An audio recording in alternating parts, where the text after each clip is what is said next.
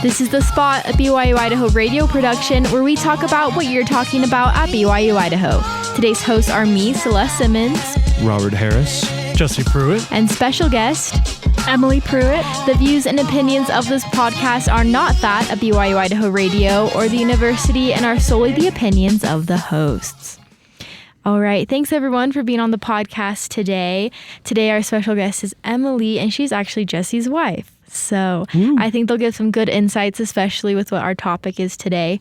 So today we're talking about how to save money in college. So I'm curious to see what everyone has to say, and especially the married couple, on how to save money as a married couple, because that's a whole different subtopic. So do you guys feel like you're pretty experienced, like you've learned a good amount about how to save money in college? Sort of. Yeah. like a decent amount. Yeah. Yeah, enough. Takes like a lifetime, I feel like. Yeah, there's always more to learn, always more we can save on. What about you, Robert? It's a big, I'm trying to get better at it. I'm not really good at it, but I'm trying to better my skills at saving money. Yeah. Especially now since I am working. At least now I have a source of income to save. Before my parents just helped me out with stuff, but I'm trying to become more independent. So that's good. Yeah. Yeah, that's always a good thing. I feel like in high school, I kind of felt like, I know how to save money, kind of. But I was also like living at home, so it was easier to save money because I don't have to buy as many things. But now in college, it's on a whole nother scale, how to save money and save enough just so you can like get by sometimes. Seriously. Yeah. Are there any bad habits that you guys have when it comes to saving money? Well, especially going back to like being days as a single college student, food was a big thing. That definitely drained the bank account big time. Oh, yeah. Especially going out to eat and stuff like that. And my wife and I, we both, at least beginning when we first started married, because we're almost 2 years married, we definitely fell into the habit of going out to eat quite a bit, and we realized that, oh crud, our savings is going down real quick. So so yeah. Yeah, I feel like food for me is also a big money spender. I spend a lot of money on food because I'll just be hungry on campus. I'm like, I'll just grab like a $5 thing from the Crossroads. But if I do that every day, that's like $25 a week when I could be buying groceries and like spending time cooking and then bringing that to school or whatever. So yeah, I think food is like the biggest factor when it comes to that. Yeah, I think the biggest thing is I can cook, but do I choose to? No, because after a long day of school and work, you're exhausted, and the last thing you want to do is cook. Yeah, it's the so time. True. Like with college students, you're so busy, and sometimes I feel like I don't have time to cook. Like I cannot be in the kitchen for like 30 minutes to an hour right now cooking a meal and eating it, so then you just drive over to Taco Bell or whatever. And DoorDash is taking so much money of mine. well, DoorDash is expensive. Oh my God. Because you pay for the food, but then you also pay for the extra tip. fees. Yeah. Yeah, I stay far away from that's for sure. Yeah. I definitely am cutting back a lot more than I did. Last semester, though, that was bad for me. Well, there's the reverse. You can be a DoorDasher and make money that way. I've done that. I don't know if you guys have ever. Yeah. Yeah. Back home, I made more money on DoorDash because it was like families and adults with money who would be DoorDashing to their house. So then they would actually give me a decent tip. But here in Rexburg, you don't make as much money because students don't have a lot of money. This is in California. Yeah. So, yeah. I don't know. DoorDash is like hit or miss for me here. The thing with DoorDashing is like the amount of time you spend driving, assuming that you're driving. Some people do electric bikes, which that's another thing, which could be good. But you're probably spending as much money on gas as you are making money, which I learned pretty quickly. Like I was barely making profit by the amount of gas I was using. Yeah. And it's just a lot of stopping, then turning off the car, then turning it back on. That can drain your car pretty fast, especially for my car. My car has the worst gas mileage ever. It's so bad.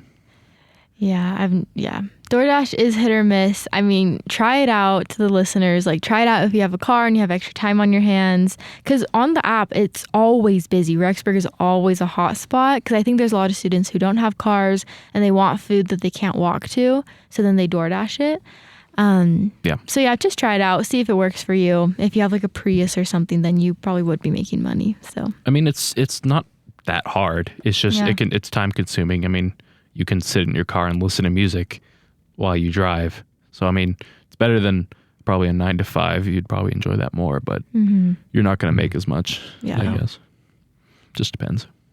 What are some other things that you guys do to make money on the side? Some side hustles. Side hustles as being married. Dang. Not really. I mean, I work a typical part-time job, at North Point, doing janitor work. So that's about pretty much all I do. If I can, usually we're just doing like little odd jobs here and there. So just, raking leaves or something like that for people's yards. I don't know. I mean, I haven't done that here specifically per se, but I know like back home and stuff like that, that's what I would do to kind of earn a little quick cash. I also have a part-time job. I actually have 2 campus jobs. I am a TA and a sewing lab assistant. Yeah, we both do part-time, and that really helps. Yeah, one of my roommates said that on the BYU-Idaho website, there's obviously the job board, which we can talk about that later, but there's also like a temporary job board, so people will just put stuff on there like, I need someone to come help me like clean out my garage or like, I don't know, stuff like that. And you can apply and like contact that person and they'll contact you back and then they'll pay you whatever like they want to, basically. So that's another option for like, that's very low commitment. You just go on there when you want to make some extra money, like on the weekends or whatever. And her and her boyfriend do it and they are busy with it. Like they usually get some pretty good jobs on there. Like one time they were raking leaves, like doing yard work. So that's another option for making some money on the side. Good to know. Yeah. Anything else that you guys do to make extra cash? When we were first married, I would donate plasma. I haven't done it in like a year though, but we've been married about 2 years. So for the first part, it was nice. Yeah. I just don't really like needles, so. I can't. Last time I got a needle, I almost passed out, so I stay away from that. I tried it a couple times. I'm like skinny as a rail, so then whenever I go through it, they're like, don't get enough, and then it's done and over with. So I'm like, well, whatever. So I just don't mess with it. Yeah, plasma. I wish I could donate plasma. I tried once like 3 years ago, and I almost passed out. Not from like the needle, but just because they were like extracting all this blood from my body. So I'm already a very small person, so it was just like a lot for me, I think. So it just wasn't the greatest experience. But if I could do it and I felt confident that I wouldn't get sick or faint, then I totally would. I think plasma is a great way to just make some extra money. So if you're out there, and you're helping people by giving them your plasma. So you make some good money with it. And sometimes they have deals. Like, I don't know, if you donate this many times this month, you like make an extra bonus or whatever. So yeah. No, plasma's pretty cool. There's also, I'm trying to think, if you're looking for a job, I guess we can go into the, I think we're all working, right now. Yeah, we all said we have part-time jobs.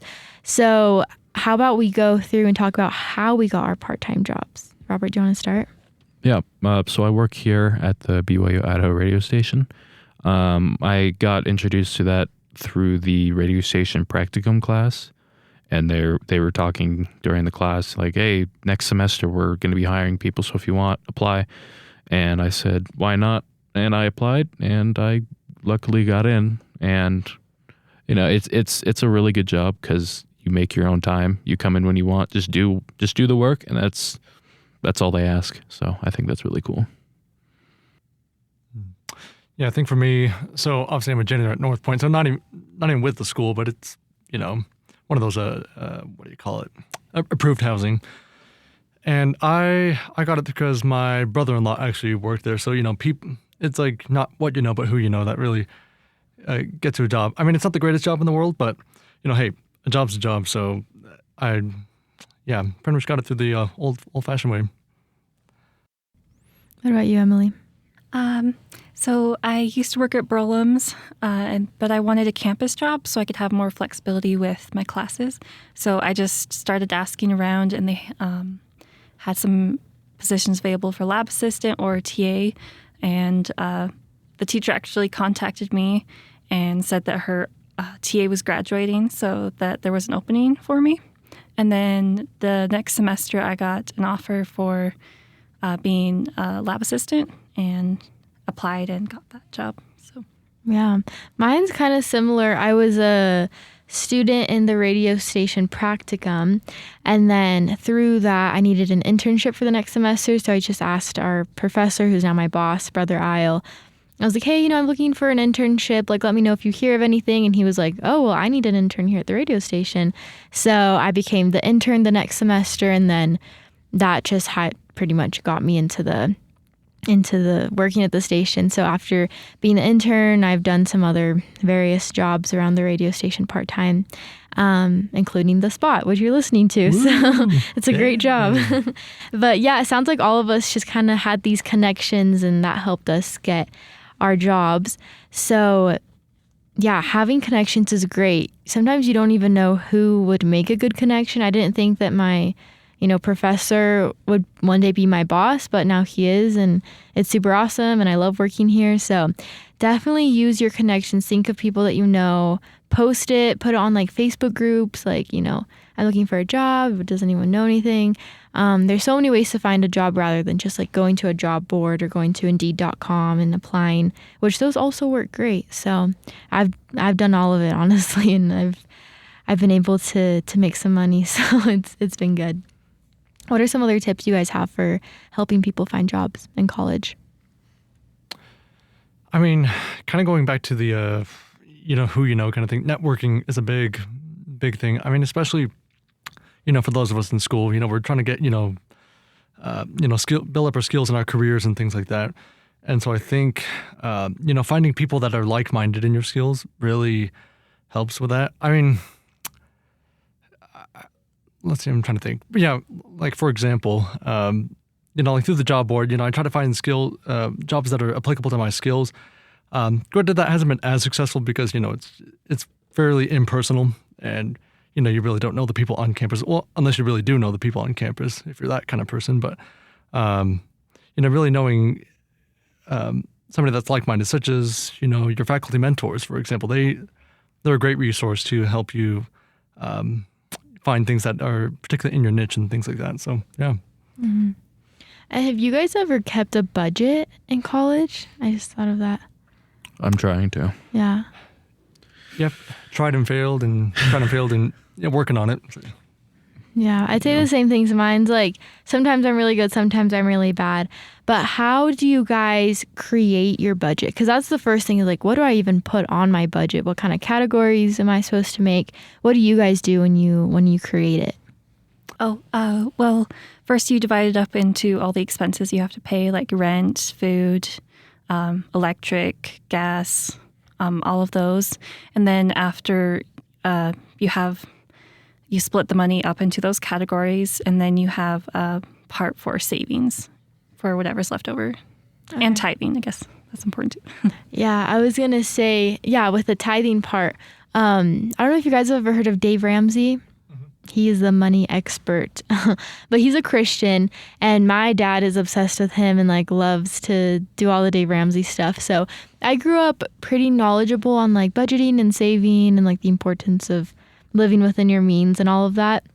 But he says when you're making your budget, some people do all their expenses, and at the end of the month they're like, man, I don't have enough to give for tithing. But instead of having tithing at the bottom, you need to put tithing at the top. Then once you pay your tithing, afterwards, then you can make your expenses and like figure out, how much you can spend where. But tithing first, I mean, that's also like, the gospel, and it's a testimony builder. When you pay your tithing first, you can experience a lot of miracles from that. But having tithing first and then paying the rest is his, he says that that's how we should do it.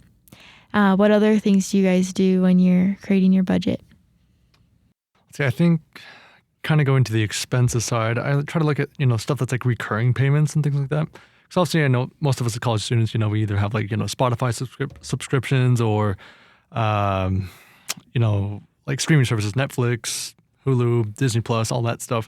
Looking at those recurring expenses can really help you see, where you're spending each month, and if you need to, maybe cut one or two of things. I mean, I know especially as a married couple, sacrifice is a huge thing. There's some things that we enjoyed, as single students that maybe we don't enjoy it. I'm sorry to, break it to everybody listening out there that's single and, but that's just reality. Dang, man, didn't have to call me out like that. Gosh. What are some of the expenses that you guys put into your budget? Well, rent is probably like close to the top. If you can't live somewhere, then, Yeah. But yeah. I mean, for mine's you pay rent at the beginning of the semesters, so I don't have to worry about rent during the semester. So I mostly just worry about groceries and gas. Mm-hmm. That's basically most of the big things I need to worry about, because my car it's like 15 miles for the gallon. It drains it very fast. And, groceries are getting more and more expensive, which it's not fun.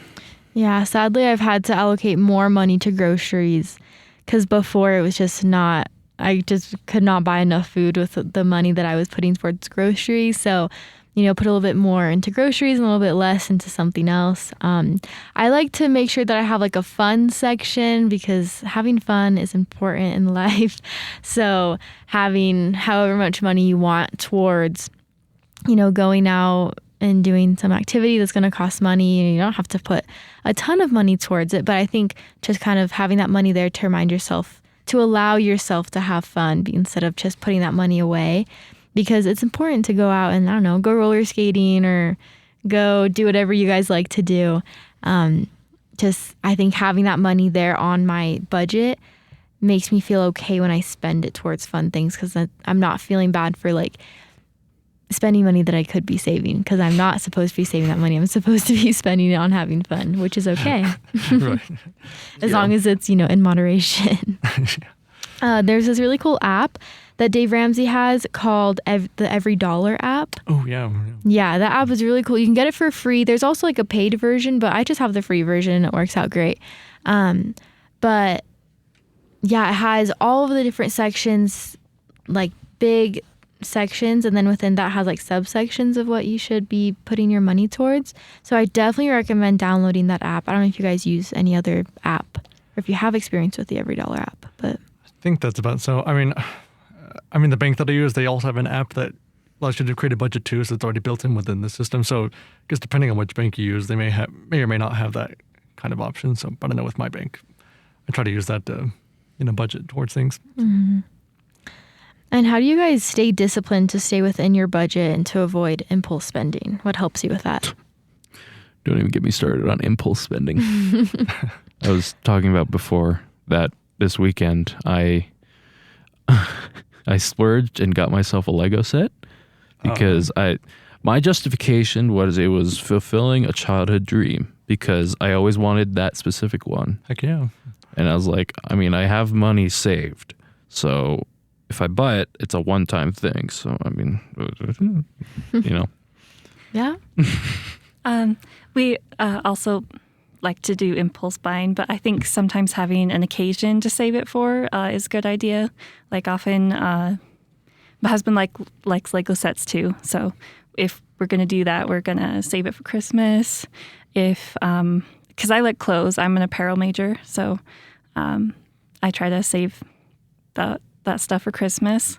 And something fun my family did was they would buy the presents for Christmas earlier in the year, but then they would save it all the way up till Christmas. So then you don't have to be scrounging for money right before Christmas to get stuff. So.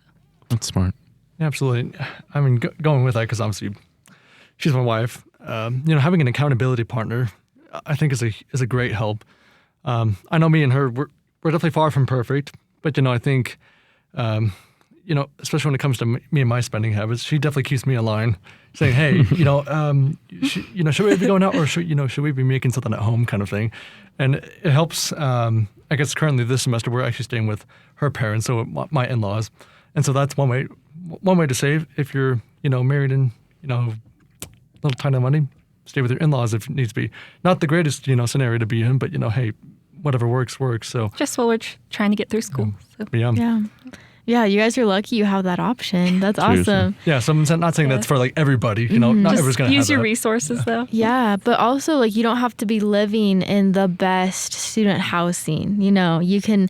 There's a lot of cheap options that I didn't even realize were out there. But I know some friends who pay half of what I've paid in the past, and maybe you don't have the biggest TV or maybe even air conditioning or whatever, but I don't even have air conditioning. Yeah, but I don't know, buy a fan, just make it work. You know what I mean? Just live within your means, and there's always options to go cheaper on a lot of things. So speaking of that, I have here in our notes, transportation and commuting. What are some ways that you guys save money traveling, whether that be, just going around Rexburg or even going down to Utah for the occasional, everyone has to go down to Utah at some point for something, or just going around? How you guys save money on travel?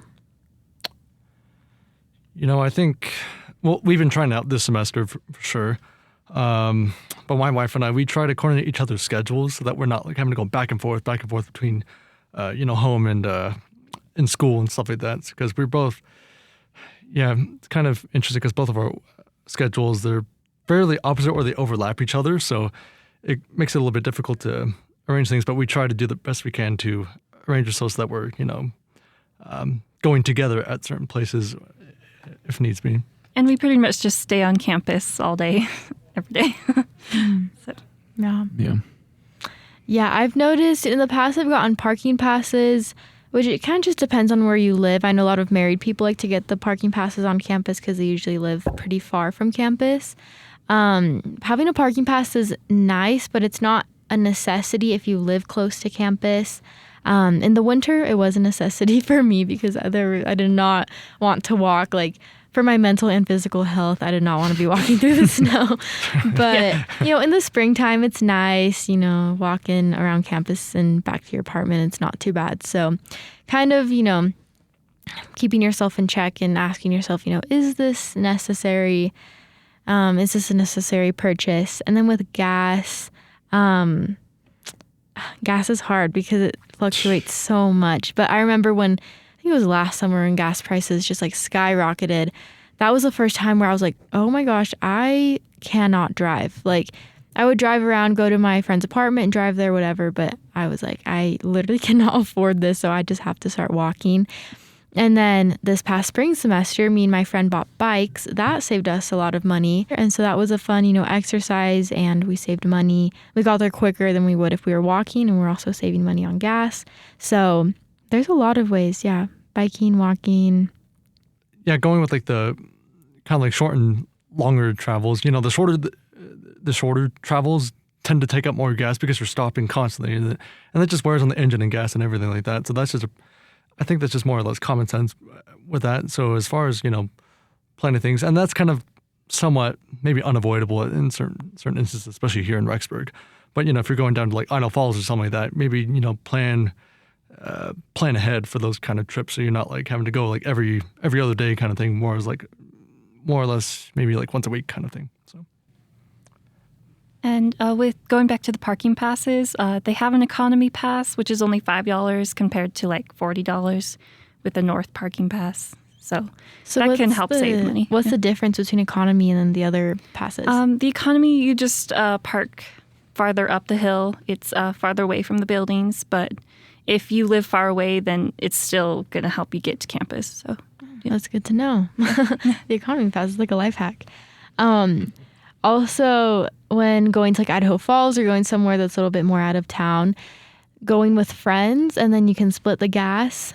I know me and my roommates like to do that. Or we'll take turns being okay, I'll drive this time. And then the next time, when the other roommate knows that it's her turn to drive. So then you're not constantly spending all your money going on trips like that. Also, when going down to Utah, I use this a lot before I had a car, but there's the rideshare board. So if you just look that up, people will post like, hey, I'm going down to Provo this weekend. I'm going like Friday night, coming back Sunday morning, whatever. You can say that you want to be in their car, and then you pay like however much, usually half, like you'll like split the tank or whatever. If there's like 5 people in the car, then, between the 5 of you, you'll split the price for gas. So that's another really good way to save money when you're traveling out of town. Either rideshare or, Salt Lake Express. I know sometimes they have deals every now and then. I know lately with inflation, everything's been kind of a little more expensive. But, if you if you just plan wisely and save up a little bit, it's definitely worth the bit if you're definitely in a pinch, or especially if your car's broken down, what can you do? I'll just go without food for a week. That's the thing. When it comes to money and everything, make sure that you meet your basic needs. That is so important. Don't be skipping meals or I don't know, stuff like that. It's important that you meet your basic necessities first. And then, with your excess money, spend it on other things. So when it comes to food, how do you guys save money? Whether it be when you go out to eat or on groceries, how have you learned to save money there? Let's see, from us, well, at least my wife and I, Emily and I, we about once a week. I know this, this maybe seem like the lowest of the low kind of things, but going to food banks can help, especially as college students. There's a local food banks center. It's the Family Crisis Center, for example. They help out students that are in need and things like that. And you can only go in about once a week, but they do give you a good amount of food to at least last you for a week, depending on the week. But it's a nice option to have when you're a little bit low on funds and just need like staple things like canned goods and things like that. So yeah, I also see a lot of other college students there. So it really helps out quite a few college students and families. And so are there requirements for that, or do you just show like your iCard, or how does it work? The first time you show up, they sign you up. You just need like identification, probably proof of address, and I think that was it. They'll ask you if you're a foreign exchange student, just some basic information, and then that's the only time you have to give that information. And then you just come once a week. Yeah, there might be a few more other things, but I think it's just more demographic based, like, are you a student, international student, that kind of stuff, and just to kind of figure out how much you need and how many people are in your, household. I mean, I guess, for those that are married, it's a little bit more applicable for like how many are in your household kind of thing, but yeah. And it's any age. They don't discriminate or anything. Yeah, that's cool. Another thing I like to do when it comes to groceries is I like to shop online at Walmart. And so then as I'm, picking out the groceries that I need, I can see how much it's going to be like as I'm shopping, which is a luxury you don't get at the store unless you're like on your calculator, like entering in everything, which I know myself and I won't do that. And when I'm at the store, I'll be walking down the aisles and I'll be like, oh, wait, that looks good. Or, oh, I could use that. And then I usually just end up wasting food and money when I do that. It's fighting the temptations, because don't go to the store hungry. Do not go to the store hungry. Amen to that. That is a big money saving tip. Don't go to the store hungry. Yeah. I really like the online Walmart thing, because then you can go pick up your groceries and it doesn't even cost any extra, which is nice. You think it would, but it doesn't. So that helps me save money on groceries, I've realized. I realize not to be too picky. Store brand is good enough for me. And don't be afraid to do basic meals, rice and chicken. Teriyaki rice and chicken is my go-to. Same. So rice is not that expensive, and you can get a lot of it, and you can do a lot with it. So we do a lot of spaghetti. So. That too. Yeah. There's also, if you have a Costco membership or you have a friend, going to Costco feels expensive because it's like each thing costs more money, but you're buying it in bulk. Mm-hmm. So if, maybe when you get paid, you have a little bit extra money in the bank account, then I like to buy a lot of the frozen foods, like frozen stir fry or frozen vegetables. I also have like healthy, like Chipotle frozen burritos. Those last me a long time. And in the long run, I'm spending less money than I would be if I was like buying a burrito from Taco Bell every day or something like that. And they're healthy too. Costco sells pretty healthy food, so that's also a plus. If you have a Costco card, hit me up. Yeah, same here. I wonder if they have like for students like a. I doubt it. I haven't think heard that. They're a little too exclusive member kind of thing to do that kind of thing. So. That's true. So if you've got it, great. Sometimes you can ask like a friend, like, "Hey, buy it for me, and I'll pay you back." Yeah. So one of our other hosts, Candy, she went out and got some sound bites from people in the community, some students in the community about how we can save money in college. So let's hear what they have to say. The way I save money in college is that I go to the Winkos and I get stuff like in bulk so that I don't have to go back again, and it saves me a lot of money. And I also what's that called? I also have a budget for myself, and I make sure that I don't exceed it. I try to make a budget, and I try to not go over the budget. For example, if I have food at home, I try to make sure I use all of my groceries before maybe eating out or buying stuff. All right, those were some great tips. I love that last one where she said that she tries to eat all her food at home before going out to eat. It's so easy to just be like, oh, I'll just buy something real quick, but it's smarter to use what you have at home. Use it down to the last piece of food that you have, because one, that's just a good thing, helping the environment, helping, there's a lot of people that would like to have that food that you have in your refrigerator. So using it as much as you can, and then, going out and buying stuff and just being really strict with yourself and really realizing how much money you have and how much you would like to save it. And they also talked about budgeting, and we already talked about budgeting a little bit earlier in the episode. And so we talked about, the logistics of it, but how does budgeting make you guys feel when you stick to your budget? I mean, for me, I feel a little bit empowered because I know exactly, where my money's going and how much I'm getting in. I mean, how much I'm getting in, I can only control so much, but, knowing exactly how much I'm spending on things and seeing that, really shows that, hey, you know what, I can be responsible, and it does, and yeah, it takes a little bit to figure it out, but once you do figure it out, it really is not as hard as it seems. I know budgeting is kind of the scary word that out there. I know for me, I was always like, oh, budgeting, hate it, don't want to do it. But, having that sense of, financial freedom and being accountable for your own resources, I think really, at least for me, helps a lot. Yeah. Don't be afraid to ask for help. So true. Do you mean financially, or when it comes to making a budget? Either or. I mean, if you have resources, use them. I mean, if you have parents that'll help you, get them to help. But, I've always hated asking parents for help, but I've learned that it's kind of necessary to do it to get myself set. I'm slowly trying to get on my own, and it's a process, but, it takes time. Yeah, I thought it would be a little bit easier to be financially independent. But over the years, I've come to realize, you know what, I am in school full time, I'm working part time, and the minimum wage is not super high here where we live. So it's just literally impossible to become financially independent. So yeah, just getting help where you can. If your parents can help you out, that's great. Or I said, applying for scholarships, donating plasma, doing little things on the side to help you get your money up. I mean, there's so many little ways. Door dashing, just be creative with it. Yeah, I think, I know we didn't quite mention this, but I know there's definitely resources on campus that can help you with the budgeting and things like that. There's classes that are specific to that. They also have financial advisors, in the Kimball building that can help you with managing your finances and things like that, creating a budget and things like that. So, there's plenty of opportunities, like you said.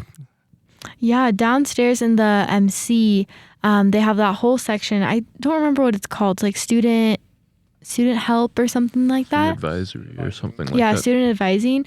They have a section that helps you.